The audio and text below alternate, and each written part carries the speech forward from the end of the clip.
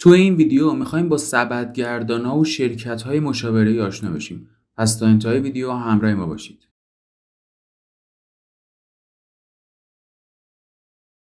به نام خدا، سلام. با پارت ششم از دوره آموزش بورس در خدمتتونیم و توی این ویدیو میخوایم سبدگردان‌ها رو بهتون بگیم و شرکت‌های سرمایه‌گذاری رو. قبل از این دوره ما دوره جامع پرسکشن رو برگزار کردیم که تا الان حدود 90 تا ویدیو ازش آپلود شده. اگه وارد چنل بشید، قسمت پلیلیست نوار رو بکشید بالا، به این دوره جامع پرسکشنمون میرسید. یه عکس قرمز رنگ رو هم داره که میتونید به ترتیب همه ویدیوهاش رو دنبال کنید. این دوره خیلی مهمه، خیلی ویدیوهای تکمیلی تری هم براش خواهیم داشت و با این دوره است که ما می‌خوایم تریدر بشیم. پس اصلا از دستش ندید. قبل از اینکه ویدیو رو شروع کنیم ممنون میشم ویدیو رو لایک کنید، چنلمون رو سابسکرایب کنید، زنگوله کنارش رو هم فعال کنید. اینستاگراممون هم اینجا هست آیدیش، حتما اینستا رو دنبال کنید. تمرینات بیشتری توی اینستاگرام هم براتون میذاریم. اما بریم سراغ کارمون. از سبدگردان‌ها شروع میکنم. اول اینکه باید به دو دسته تقسیمشون کنیم. یکی قانونیان که ثبت شدن و مجوز دارن، یکی هم هر کسی، هر دوست و آشنایی که به عنوان سبدگردان از شما پول دریافت میکنه یا میگه اکانتتون رو بدید دست من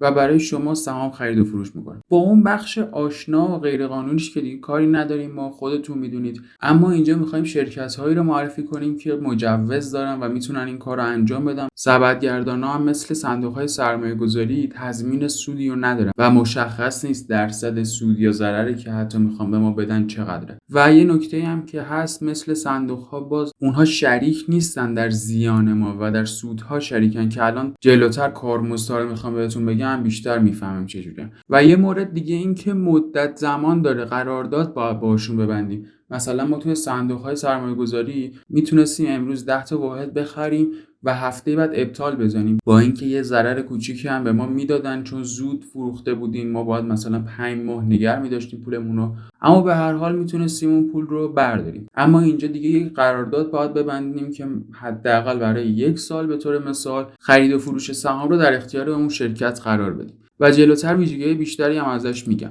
بریم سراغ کارمزدها. کارمزدها هم انواع مختلفی رو دارن. مثلا برخی‌ها اینطوریان که یه مقدار ثابتی رو از شما میگیرن، یعنی چه سود بکنن چه ضرر بکنن، هر چقدر میخوان سود بکنن یه مقدار ثابتی رو میگیرن به علاوه یک مقدار، یه درصدی از سود. یه سری شرکت‌های دیگه هستن میان میگن مثلا من 20% از سودی که بیشتر از سود بانکیه رو من دریافت میکنم. یعنی چی؟ یعنی مثلا یه شرکت میاد تو سال 25% سود میده به شما. خب تا 20%ش که بانک‌ها هم به من میدادن، پس اون هیچی، 5% اضافه تر به من سود داده. از اون 5% سودی که بیشتر داده، 20%ش رو به عنوان کارمزد از ما میگیره. طبیعتا این مورد خیلی بهتره تا ما بخوایم یه هزینه ثابتی رو پرداخت کنیم. یهو میبینید 1 سال ضررده بوده، کامل بورس ریخته، شرایط خوبی نداشتیم و ما باید یه کارمزدی هم بدیم. به جز ضرری که کردیم باید یه کارمزدی هم پرداخت کنیم. اما تو سایت کدال میتونیم بریم بررسی کنیم و اسامی این سبدگردان‌ها رو ببینیم که الان میریم حتما این کارو هم میکنیم.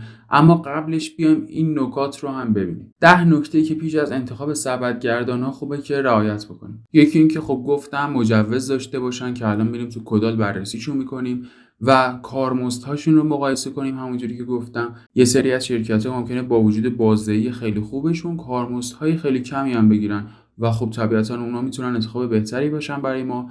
عملکرد اون سبدگردان رو باید بررسی کنیم و اینکه حداقل مبلغ دریافتی چقدره. یه سری از شرکت‌ها مبلغ‌های خیلی پایین اصلا کار نمی‌کنن. کلا سبدگردان‌ها مثلا زیر 100 میلیون فکر می‌کنم خیلی عدد پایینی باشه و عددهای بالا رو کار می‌کنن. اما خب ممکنه یه سری از سبدگردان‌ها عدد پایین‌تر رو کار بکنن که این میتونه مفید باشه برای برخی‌ها، و یا نه یه شرکت خیلی خوب بوده ما انتخابش می‌کنیم و بعد می‌بینیم تازه با مبلغ ما کار نمی‌کنه اصلا. پس این رو هم باید در نظر بگیریم. یه مورد دیگه بررسی دارایی‌های سرمایه‌گذار. ما بتونیم دسترسی داشته باشیم ببینیم و دیگه این 5 مورد این سمت هم واضحه دیگه، توضیح اضافه ای ندم. بررسی دقیق متن قرارداد، در نظر گرفتن تمایل سرمایه‌گذاران، اعتبار و خوشنامیشون، نیروی انسانی خوبشون، استمرار عملکرد خوب توسط شرکت سرمایه‌گذار. اما بریم سامانه کدال. این صفحه سایت کدال که ما میایم از نوار بالا نهادهای مالی رو انتخاب کنیم. توی ویدیوهای قبلی هم این قسمت زیاد اومدیم و صندوق‌های سرمایه‌گذاری رو اینجا بررسی کردیم. از این قسمت نوع رو انتخاب می‌کنیم، روی سبدگردان میزنیم و فیلتر میشه.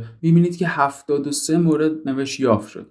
73 شرکت تا الان که این ویدیو داره ضبط میشه وجود دارند که مجوز گرفتن برای سبدگردانی. ما میتونیم سایت همشون رو نگاه کنیم، بررسیشون کنیم و بعد تصمیم بگیریم که کدوم میتونه برای ما بهتر باشه. مثلا همین اولی رو برای مثال کلیک کنم. خب گروه آرمان اقتصاده که من باید سبدگردانیشون رو پیدا کنم و اینجا وارد قسمت سبدگردانی میشیم. اینجا میتونیم ثبت نام کنیم تو سایت، اطلاعاتشون رو بخونیم و مراحل ثبت نامش هم نوشته که خب طبیعتاً باید تو سجام ثبت نام کنیم، مدارکمون رو آپلود کنیم و از اینجور کارها. اما برگردیم سراغ پاورمون و بریم سراغ شرکت‌های مشاوره. شرکت‌های مشاوره‌ای هم مثل سبدگردانا مجوز دارن و همینجوری نمیتونن کار بکنن و فرقشون اینه که اونها برای ما سهامی رو خرید و فروش نمی‌کنن و فقط مشاوره دارن. پیشنهاد سرمایه‌گذاری میدن، تحلیل تکنیکال، تحلیل بنیادی، سیگنال‌های بورسی بهمون میدن و از اونهایی که ما میتونیم استفاده کنیم. اما اینها رو ما چجوری باید مقایسه کنیم؟ چجوری بفهمیم کدوم شرکت خوب عمل کرده؟ اینجوری همه شرکت‌ها میان میگن ما خیلی خوب بودیم، ما خیلی خوب مشاوره دادیم. از کجا میشه فهمید این رو؟ این شرکت‌ها یه سری گزارشات میدن که ما توی 1 سال گذشته این کارا رو کردیم، این سهام‌ها توی لیستمون بوده، این پیشنهادات داده شده و نتیجهش این بوده و ما اونها رو میتونیم بررسی کنیم. باز هم تو سایت کدال میتونیم بیایم اینجا و به جای این سبدگردان شرکت‌های مشاوره‌ای رو انتخاب کنیم. اینجا مشاور سرمایه‌گذاری میزنیم و میبینید که 24 مورد یافت شد. تا الان 24 شرکت هستن که مجوز کار دارن و ما مثلا آگاه رو باز کنیم و ببینیم چه خبره.